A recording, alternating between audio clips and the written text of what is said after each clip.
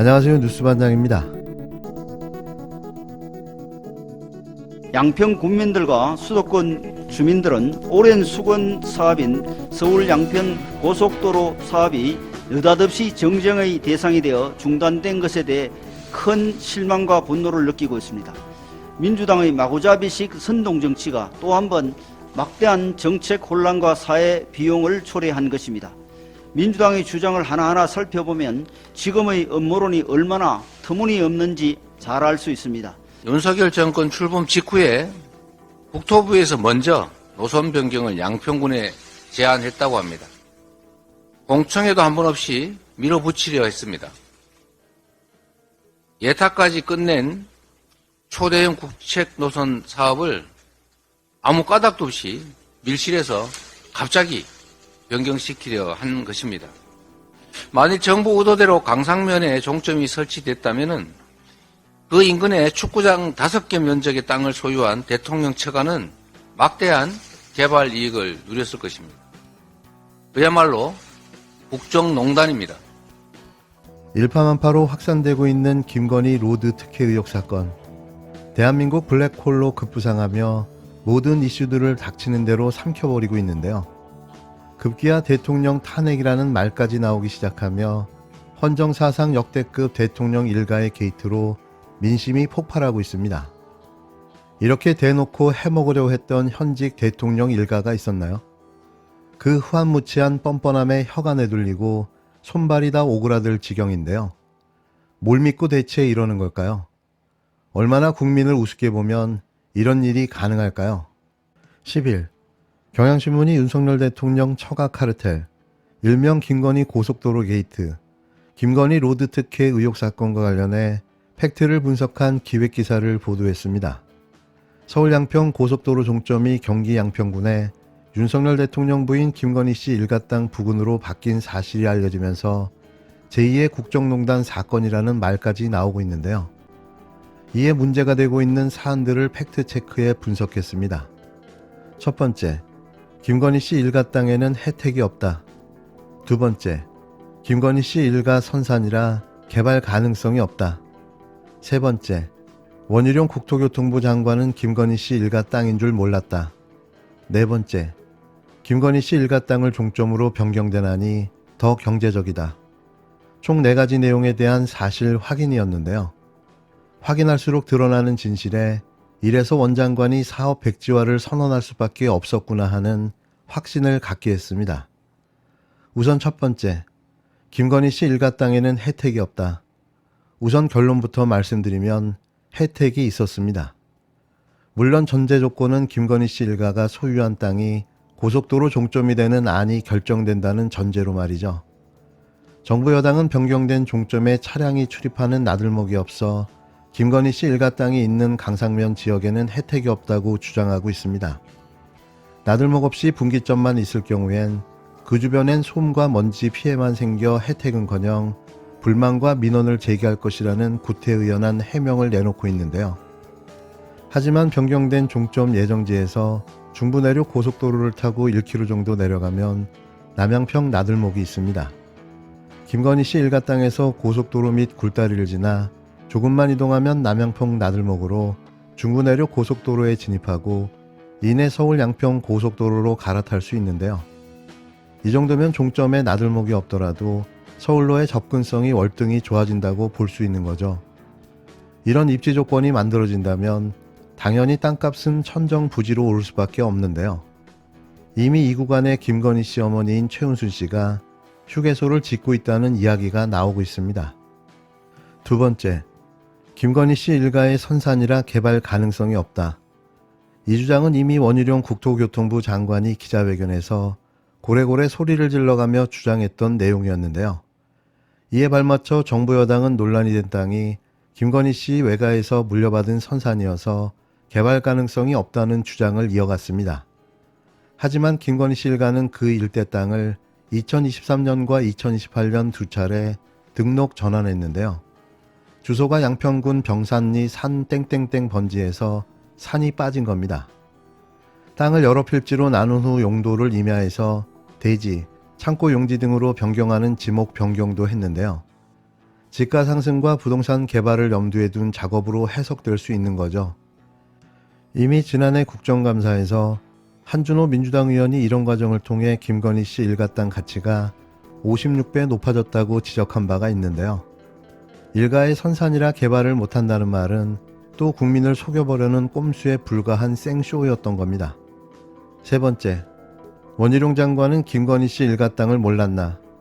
원희룡 국토교통부 장관은 지난 6일 기자회견에서 김건희 씨 일가 땅이 거기에 있는 것을 이 사건 전에 인지한 게 있다면 장관직과 정치 생명을 걸겠다고 목청을 높였는데요. 민주당은 지난해 국정감사에서 한준호 의원이 김건희 씨 땅 지번까지 대며 불법 의혹을 따졌고 원장관도 확인해 보겠다고 했기 때문에 원장관이 알았다는 건 당연하다는 입장입니다. 누가 봐도 그건 당연한 걸로 보여지는데요. 원장관은 지난 대선 때 윤석열 대통령 캠프에서 정책본부장을 맡았기 때문에 민주당이 집중 공세를 펼친 김건희 씨 일가의 양평 땅에 대해 모를 수 없다는 것이 중론인 거죠. 어떠한 변명으로도 이번만큼은 피해가기가 힘들어 보입니다. 마지막으로 네 번째, 변경안이 더 경제적이다. 이 말도 안 되는 사실은 이미 확인이 다 끝난 상태인데요. 다시 거듭 말씀드리지만 가짜 거짓말입니다.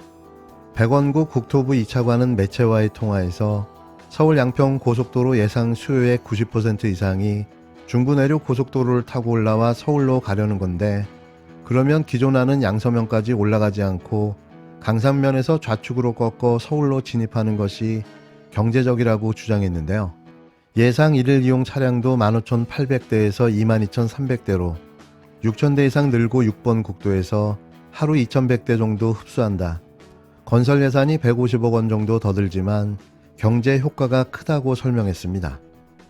양평 일대를 지나는 한강다리가 2개에서 1개로 줄고 상수원 보호구역과 철새 도래지를 지나는 구간이 짧아져 환경보호 차원에서도 더 낫다. 주민들이 변경안을 더 반긴다는 어처구니 없는 말을 쏟아냈는데요. 하지만 기존안보다 구간이 무려 2km가 늘어나고 예산도 1,000억 원 가까이가 더 들어가게 될 이 노선이 경제적이라고 생각하는 사람은 거의 없을 겁니다.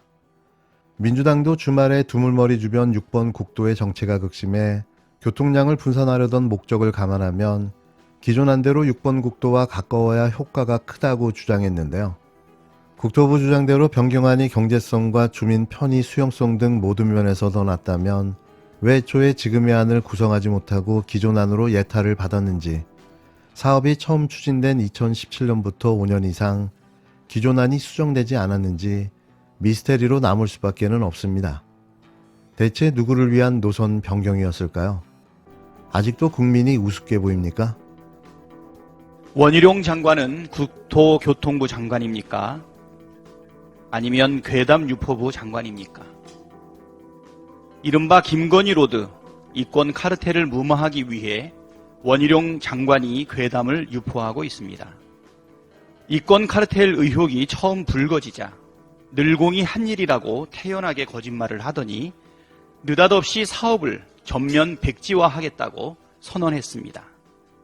그러면서 야당의 가짜뉴스와 선동 때문이라고 억지를 부리면서 민주당이 사과를 하면 재추진한다고 합니다. 도둑이 112 신고를 한 시민을 도둑이라고 지목하는 격이자 적반하장의 2023년 실사판입니다.